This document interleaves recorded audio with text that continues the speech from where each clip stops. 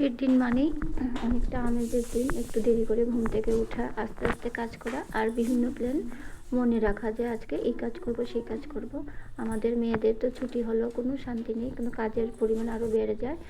তাই আজ আমার এটা খুব মানে স্বভাবই বলতে পারেন। কিছুদিন পর পর আমি জিনিসকে আমি এখান থেকে ওখানে ট্রান্সফার করি আর আবার একটা সুন্দর করে আবার সেটিং করি, আবার গুছাই।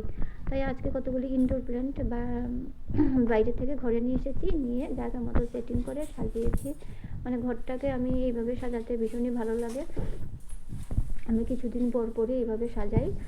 ঘর সাজানো কারই না ভালো লাগে, বেশিরভাগ মেয়ে লোকদেরই ঘর সাজানোটা ভালো লাগে, তেমনি আমারও। তো যাই হোক বন্ধুরা, ঘরটাকে সুন্দর করে সাজালাম। আর অনেক দিন হয়েছে যে খিচুড়ি খাওয়া হয়নি, তাই আমার ছেলে আর হাজব্যান্ড বললো আজকে রাত্রে খিচুড়িটা বানিয়ে নাও।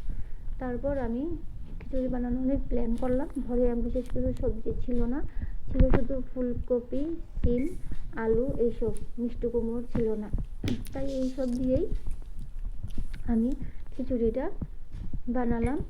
আর সাথে দিয়ে দিয়েছি পেঁয়াজ, টুকরো টুকরো করে, বড় বড় টুকরো করে দিয়েছি পেঁয়াজ। মুসুর ডালের খিচুড়িতে আপনারা পেঁয়াজ খেয়ে দিয়ে দেখবেন, খিচুড়িটা ভীষণ ভালো লাগে খেতে, কিন্তু মুগ ডালের খিচুড়িতে সেটা মানায় না। মুসুর ডালের খিচুড়িতেই পেঁয়াজটা মানায়। তাই পেঁয়াজটা আমি টুকরো টুকরো করে, বড় বড় টুকরো করে পেঁয়াজটা দিয়ে দিলাম।